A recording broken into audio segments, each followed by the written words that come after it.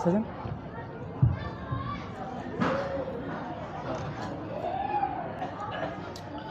Assalamualaikum warahmatullahi ta'ala wabarakatuh.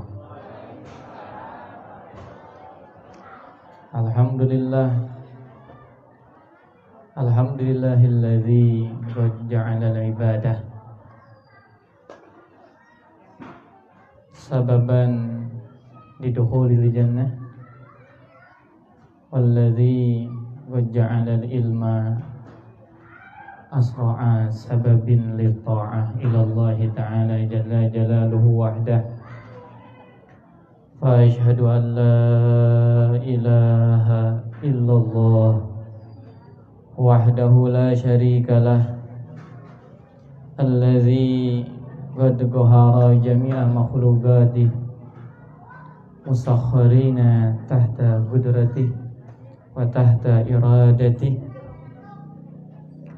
Fala yuridu minna ahadun illa waqa'a ma qad aradahu Allah ta'ala jalla jalaluhu wahdah.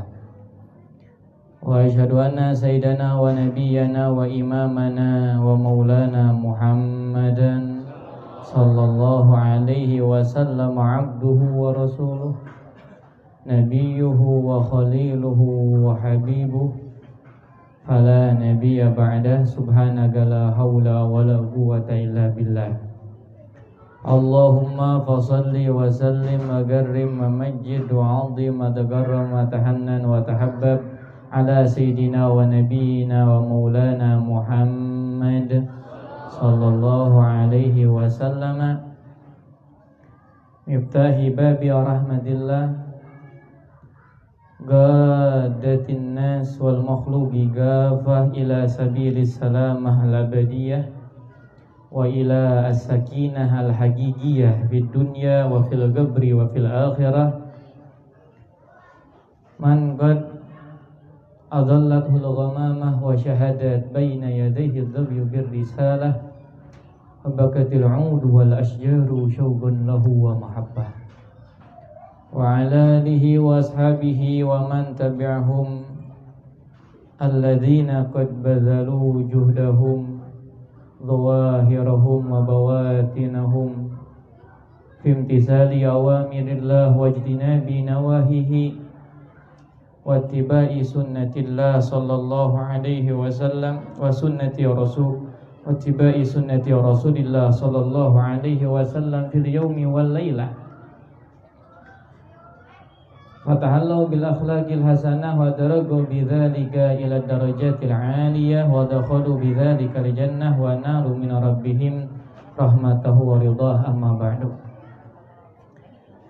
Alhamdulillah, pertama-tama yang sangat saya muliakan juga sangat saya doakan, yang sama-sama harus kita muliakan, harus kita doakan para habaib, para alim ulama, para kiai, para asatid dimanapun berada, yang menjadi sebab kita bisa mengenal Allah, yang menjadi sebab akhlak kita yang tadinya buruk menjadi baik, yang menjadi sebab kita kenal apa yang namanya kebenaran, kita kenal apa yang namanya kesesatan, yakni para ulama Allah, para kiai, para asatid yang selalu kita doakan, dan terkhususnya guru kita semuanya yang mulia Abuya. Semoga Allah Subhanahu wa taala panjangkan umurnya, kemudian diberikan kesehatan, kelancaran di dalam segala urusannya, dunianya juga akhiratnya. Allah Subhanahu wa taala limpahkan keberkahan kepada kita semuanya di dunia, di kubur dan di akhirat. Amin ya Allah ya rabbal alamin. Tidak lupa pula yang sangat saya muliakan segenap para pengurus Majelis Asyifa Ranca Ekek yang menjadi sebab pula terwujudnya kemaslahatan pada sore hari ini di dalam rutinitas mingguan kita yang kita tidak bisa memungkirinya, di mana lewat majelis seperti ini kita tambah-tambah kenal pula siapa Allah, tambah tahu apa yang namanya ajaran Islam, kemudian hati kita tambah terbuka terhadap hidayah dari Allah, petunjuk dari Allah Subhanahu wa taala yang mana selalu kita doakan. Orang-orang yang menjadi sebab terwujudnya kemaslahatan, kebaikan dalam kehidupan kita selalu kita doakan semoga semuanya dipanjangkan umurnya oleh Allah Subhanahu wa taala, diberikan kelancaran di dalam segala urusannya, diberikan keberkahan di dalam segala urusannya, dunianya juga akhiratnya. Amin ya Allah ya rabbal alamin. Juga tidak lupa pula segenap para hadirin hadirat juga yang ikut hadir pada kesempatan kali ini, bapak-bapak, ibu-ibu, para pemuda, para pemudi, adik-adik semuanya, yang tiada lain kita pula sama memiliki peran penting di dalam terwujudnya kemaslahatan, khususnya di tempat kita, di negara kita. Karena gimana pun tidak bisa kita pungkiri pula bagaimana akan terwujud kemaslahatan, kemakmuran di negara kita sedangkan hati masyarakatnya jauh dari Allah. Kenapa? Karena kalau udah hati seseorang jauh dari Allah, otomatis hatinya akan dipenuhi oleh pemikiran-pemikiran setan. Otomatis langkah-langkahnya akan dikuasai oleh isyarat-isyarat dari hawa nafsu yang tiada lain. Ujung-ujungnya melahirkan pertikaian, pertumpahan darah. Ujung-ujungnya melahirkan tipu menipu, saling menjatuhkan dan lain-lainnya.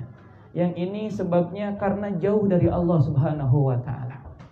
Maka dengan hadirnya kita ke tempat seperti ini tiada lain juga ini merupakan wujud awal mula terbentuk kemakmuran, kemaslahatan di dalam kehidupan kita. Yang alhamdulillah para hadirin hadirat rahimakumullah, mukminin mukminat, majelis seperti ini ternyata adalah suatu majelis yang luar biasa.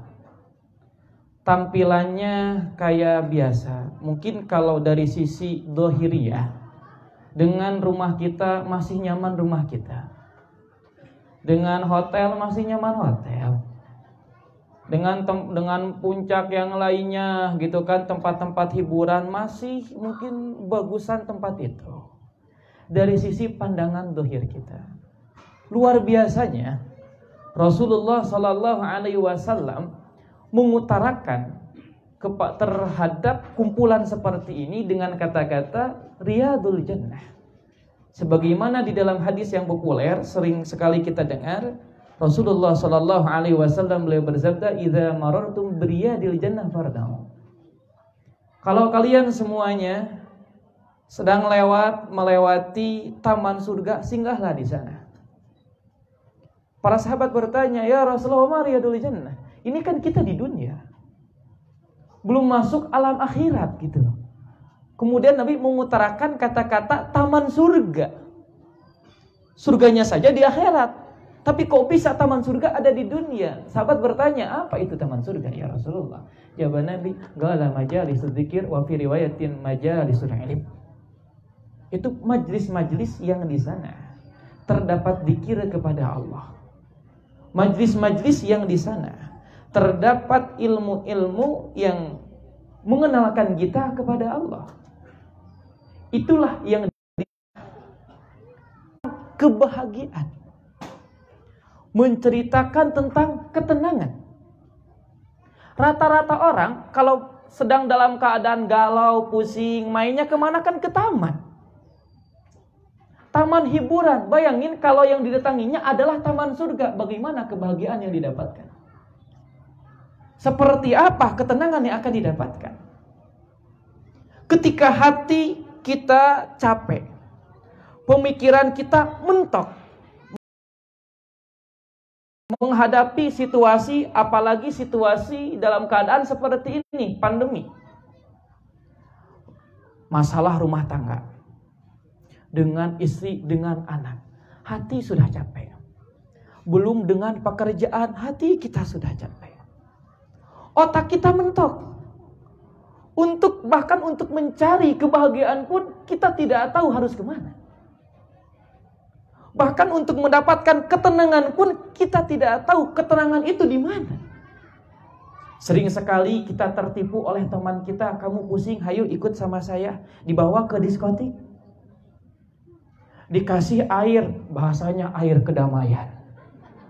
Nih loh, air kedamaian, Jack Daniel, vodka, gitu kan, dikasih minuman keras. Serasa ketika meminum minuman tersebut damai, hilang masalah, tidak terpikirkan. Iya, gimana terpikirkan, sedangkan dalam posisi mabuk seperti itu. Namun faktanya kita tidak bisa memungkirinya. Gak usah orang lain yang melihat kita, keadaan kita sendiri yang tahu keadaan kita. Setelah beres, efek dari mabuknya hilang, apa yang terjadi? Apakah permasalahan itu hilang dari kita?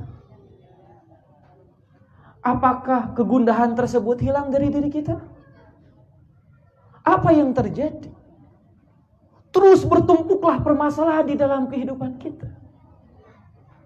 Ini banyak orang yang mencari kedamaian, mencari ketenangan. Subhanallah, Nabi tawarkan, kamu mau damai, mau tenang, ketika capek, pusing, lelah, kata Nabi, ayo singgah di taman surga. Kenapa? Karena untuk singgah di surga itu tidak bisa, kalian masih di dunia. Harus masuk alam akhirat. Gimana? Singgah dulu setidaknya di taman. Yang namanya taman itu tergantung taman apa. Keindahan taman, mahalnya suatu taman, berbobotnya, bernilainya suatu taman, tergantung tamannya taman apa. Kalau sekarang contoh tamannya taman rumah kita. Rumahnya siapa? Rumah kitanya siapa? Kita hanya masyarakat biasa. Tamannya gak ada pohonnya, gak ada. Hanya hamparan tanah saja. Kemudian ada tamannya taman rumah Bapak RT. Pasti otomatis bagaimana keindahan tamannya akan berbeda. Tamannya taman siapa? Taman presiden akan sama dengan taman Bapak RT? Tidak akan. Luas, indah. Bagaimana Nabi mengutarakan kepada kita tentang majelis ilmu dengan kata-kata taman surga. Bayangin, taman surga. Surganya seperti apa yang kata Nabi, mala ainun ra'at wala udunun sami'at. Surga yang tidak pernah dipandang oleh mata, tidak pernah didengar oleh telinga. Adapun yang dijelaskan oleh para ulama tentang surga, itu yang terlintas di otak kita hanya bayangan yang bisa kita gambarkan.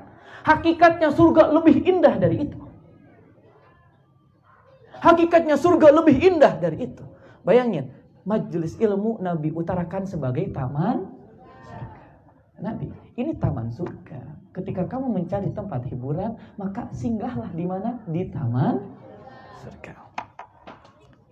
Kemudian yang kedua, di balik pengutaraan taman surga, di sini ada isyarat juga dari Nabi.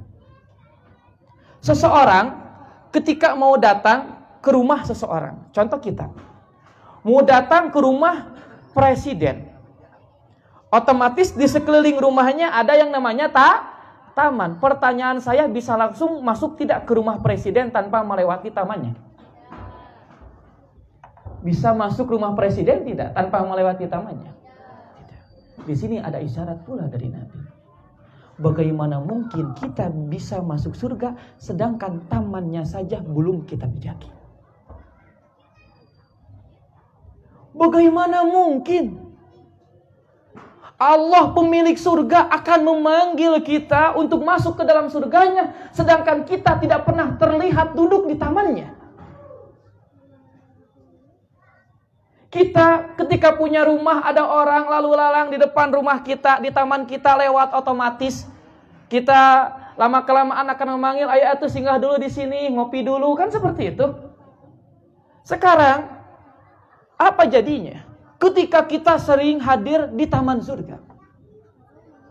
Kemudian Tuhan sang pemilik surga melihat kita sering hadir di sana.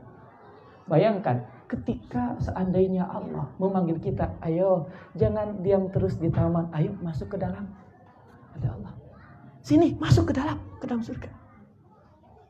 Tapi kebalikannya, sungguh celaka, sungguh rugi